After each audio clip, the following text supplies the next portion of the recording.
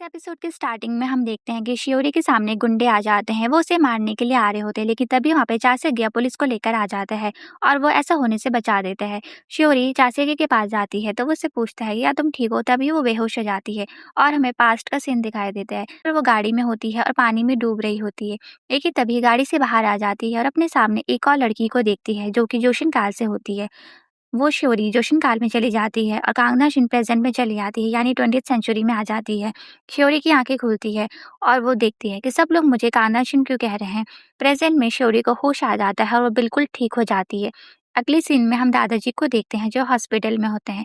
Doctor उन्हें बता रहे होते हैं कि अब उनकी कंडीशन बिल्कुल ठीक है, अब वो ठीक हो चुके हैं। फिर वो उस सीन को याद कर रहे होते हैं कि जब सुबह उन्होंने पार्किंग में उससे बात की थी। उन्होंने पूछा था कि मेरा एक्सीडेंट के पीछे क्या मुंडो का हाथ है, लेकिन वो मना कर देते हैं और कहते हैं कि मुझे माफ़ कर दीजिए, मुझे कुछ नहीं पता। मैंने उसका साथ दिया था, पर मुझे लग रहा है कि वो एक अच्छा लीडर हो सकता है, लेकिन मैं गलत था। अगले सीन में हम चासेगियो को देखते हैं जो श्योरी से बातें कर रहा होता है और पूछता है कि क्या तुम ठीक हो? श्योरी बताती है कि पास्ट में क्या हुआ, मैं यहीं थी लेकिन मैं गलती से जोशिनकाल में चली गई थी। वो बताती है कि मेरे साथ क्या-क्या हुआ। मैंने कितना कष्ट सहा, लेकिन अब ऐसा नहीं होगा। मैं हमेशा तुम्हारे साथ यहीं पर रहूँगी, मैं तुम्हें छोड़कर कहीं भी नहीं जाऊँगी। फिर वो चाचाजी के साथ अपनी दादी से मिलने चली जाती है, पर उसकी दादी उसको नहीं पहचान रही होती। वो चाचाजी से पूछ रही होती है कि तुम लोग कौन हो? क्या तुम इसके बीएफ हो? तो वो बोलता है कि हाँ। फिर वो तीनों अंदर जाते हैं। फिर हम देखते हैं कि शोरी डॉक्टर से बात करने के लिए चली गई थी। फिर चाचाजी दादी से बात कर रहा होता है, तब हमें पता चलता है कि दादी शोरी को ना जानने का नाटक कर रही होती है, क्योंकि उन्हें पता है कि वो मेरी ही पोती है। फिर वो चाचाजी से कहती है, मेरे ऊपर एक एहसान कर सकते हो? मैं चाहती हूँ कि तुम हमेशा इसके साथ ही रहो और इसे प्रोटेक्ट करो। अगले सीन में हम शिवरी को देखते हैं जो जंगे से मिलने के लिए गई होती है। बताती है कि पास्ट में क्या-क्या हुआ था। जब मैं 12 साल की थी, गलती से जोशन काल में चली गई थी। फिर शामन भी रिलीफ हो जाती है और बोलती है कि अच्छा, मैं तो बहुत ही ज़्यादा चिंता कर रही थी, पर चलो अच्छा हुआ कि अब तुम बिल्कुल ठीक हो। फिर शोरी सेट में आती है और एक सीन को शूट कर रही होती है। उसके साथ यूने होती है। वो बहुत ज़्यादा जेलस फील कर रही होती है उसको देख के। वहाँ पर यूजी भी होती है और उसको बताती है कि शोरी एक पार्टी करने वाली है। क्या तुम्हें इनवाइट नहीं किया क्या? मुझे तो लग रहा था कि तुम दोनों बहुत अच्छे दोस्त हो। से आज तक तुम्हें जितना भी रोल मिला है वो सब शोरी ने ही डायरेक्टर को कहा था तुम्हें देने के लिए। अगले सीन में हम देखते हैं कि सिन शोरी अपने सारे कलीग्स को लेकर रेस्टोरेंट में आई होती है। वो सब बहुत ही ज़्यादा एंजॉय कर रहे होते हैं, अल्कोहल पी रहे होते हैं। यहाँ पर चाचे भी आ जाता था और वो शोरी के लिए कई सारे गिफ्ट लेकर आता है। वो सभी को दिखाता है क्योंकि शोरी ने अपनी शूटिंग में बहुत ही अच्छा काम किया था। श्योरी उसके पास जाती है और उसको बोलती है तुमने ये सब क्यों किया, तुम्हें पैसा बचाना चाहिए। वो उसके पास जाता है और बोलता है कि तुम्हें चिंता करने की कोई जरूरत नहीं है। उधर यूजी उन दोनों को देख रही होती है। यूजी के जो दोस्त हैं वो ग्वांगनाम और उसके बारे में बात कर रहे होते हैं कि वो कितना अमीर है। उसके गांव में एक डिपार्टमेंटल स्टोर है। ग्वांगनाम खुद बता देता है कि वो स्टोर कैसा है और उसके पेरेंट्स कितना पैसा कमाते हैं। ये सब सुनने के बाद उन्हें पता चलता है कि ये तो गरीब है। फिर वो लोग उसे अपने से कम समझने लग जाते हैं। ग्वांगनाम को पता चल जाता है कि ये सब यूजी ने किया था। उसी ने उन सबको बताया था डिपार्टमेंटल स्टोर के बारे में। बाहर आकर उससे बात करने की कोशिश करता है, उस पे चिल्लाता है कि तुम मेरे बारे में ऐसी बातें कैसे कर सकती हो। यूजी कहती है कि मैंने गलती से तुम्हारी बातें फ़ोन में सुन ली, तो मुझे लगा कि तुम्हारा कोई बड़ा-सा डिपार्टमेंटल स्टोर होगा। लेकिन ग्वांगनाम कहता है कि मुझे नहीं पता, अब मैं तुम्हारा मैनेजर नहीं बनना चाहता। इधर हम चासेके को देखते हैं जो अपने मैनेजर के साथ बैठ के कुछ प्लानिंग कर रहा होता है। हालाँकि उधर मुंडो भी कुछ करने वाला था। वो अपनी सेक्रेटरी से बोलता है कि हमें चासेके के खिलाफ एक प्रेस कॉन्फ्रेंस करनी चाहिए। लेकिन तभी उसे पता चलता है कि चासेगी ने उनसे पहले ही प्रेस कॉन्फ्रेंस कर ली है और उसके बारे में कोई आर्टिकल भी पब्लिश कर लिया है। तो और कहता है कि मुझे लगता है ये सब चेयरमैन करवा रहा है, उनकी याददाश्त नहीं गई है।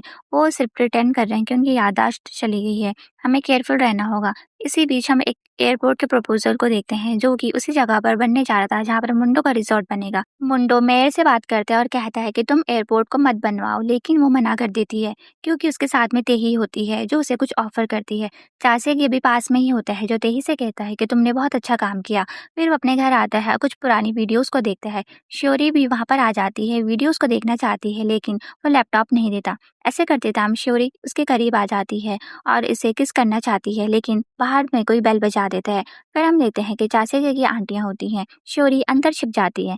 आंटियां कहने लगती है कि मुंडो ये सब काम करवा रहा है, हमें चुप नहीं बैठना चाहिए, साथ मिलकर काम करना चाहिए।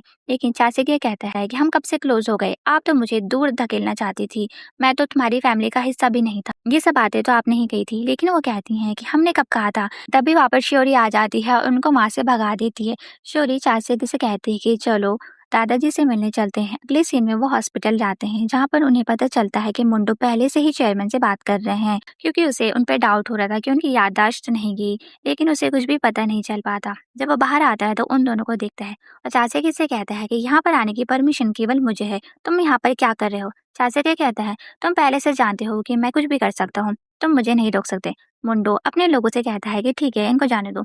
मुंडो बाद में जा रहा होता है, लेकिन फिर श्योरी मुंडो से बात करती है और बोलती है कि तुम कुछ नहीं कर सकते। हालांकि तुम्हारी तरह एक आदमी और था जो चीजें पाने के लिए कुछ भी कर सकता था, लेकिन तुम कुछ भी नहीं कर सकते। उसके पास अब कुछ भी नहीं है, वो अकेला रह गया। देख लेना, तुम्हारा भी हाल यही होगा। फिर वो दादाजी के पास जाते हैं जो कि चाचा जी से बात कर रहे होते हैं। चाचा गया बाहर चले जाते हैं। फिर श्योरी से दादाजी अकेले में बात करते हैं और वो कहती है कि पिछली बार आपने कहा था कि मुझे चाचा के साथ नहीं रहना चाहिए, उसे अकेला छोड़ देना चाहिए, लेकिन मैं ऐसा नहीं कर पाऊंगी। मैं चाचा की ऐसे प्यार करती हूँ, उसे कभी भी अकेला नहीं छोड़ूंगी, मैं उसे प्रोटेक्ट करूंगी। मुझे लगता है कि आप यही चाहते हो। ये सुनने के बाद दादाजी इमोशनल हो जाते हैं और कहते हैं ठीक है, तुम ऐसा कर सकती हो। रात को श्योरी अपने घर पर आती है, लेकिन सामने चाचा गया होता है जो गाड़ी लेकर आता है और इसे डेट पर चलने के लिए कहता है। श्योरी कहती है कि हमें डेट पर नहीं जाना चाहिए, हम डेट छत पर ही मना लेंगे। अगले सीन में हम देखते हैं कि छत पर सब कुछ सेट हो जाता है, उनकी डेट चल रही होती है, दोनों किस करने वाले होते हैं। लैंडलॉर्ड पास में ही होते हैं, दोनों को देख लेता है। बाद में दोनों रूम के अंदर आ जाते हैं। चाचा को पता चलता है कि श्योरी फर्श पर सोती है और उसे ठंडा भी लगता है। वो उसे कहता है कि चलो मेरे घर पर चलते हैं, लेकिन वो मना कर देती है और उसे बेड पर आने के लिए कहती है, लेकिन वो मना कर देता है। चाचा गया चेयर पर बैठ जाता है, लेकिन श्योरी उसके पास आती है ब्लैंकेट लेकर और उसे किस करती है। सुबह हम देखते हैं जहाँ पर दोनों ओकेसन से मिलने जाते हैं, लेकिन उन्हें पता चलता है कि उनकी कंडीशन बहुत ही ज़्यादा खराब हो चुकी है, वो जल्दी ही मरने वाली है।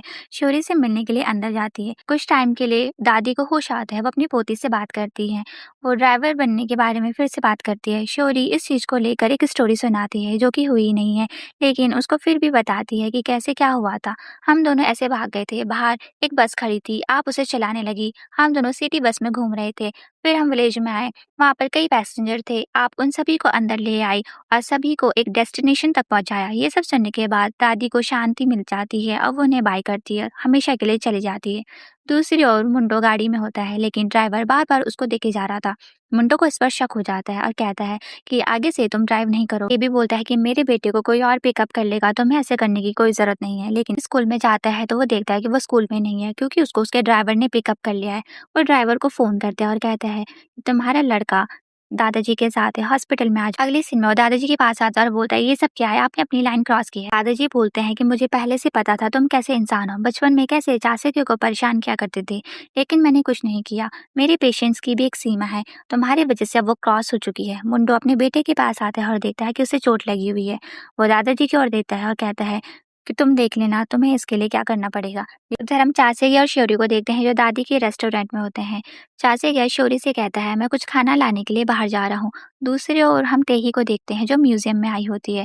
वो शौर्य की फटी हुई फोटो को देख रही होती है। रेडियो में हम सुनते हैं कि आज आसमान में उस रेड स्टार का आखिरी दिन है, इसके बाद वो गायब हो जाएगा। चाचे गया को देखते हैं जो कि खाना लेकर बाहर आता है, लेकिन वहाँ पर एक आदमी होता है जो उसे चाकू मार देता है और भाग जाता है। दूसरी ओर हम उस शमन को देखते हैं जिसको कुछ अजीब सी आवाजें आने लगती हैं और जोशन काल से उसके अंदर हवांग आ जाती है। अगले सीन में हम शौर्य को देखते हैं जो चाचे को लेकर हॉस्पिटल में आती है। वो बहुत ज्यादा डरी हुई होती है, लेकिन तभी वहां पर शमन आ जाती है। उसकी बोलचाल को देखकर शौर्य समझ जाती है कि वो जोशन काल से आई है। वो उसे बोलती है कि इसे कुछ नहीं होगा, तुम इसे बचा सकती हो, लेकिन इसके लिए तुम्हें कुर्बानी देनी होगी, तुम्हें जोशन काल में वापस जाना होगा। और इसके बाद ये एपिसोड खत्म हो जाता है। मिलते हैं नेक्स्ट एपिसोड में।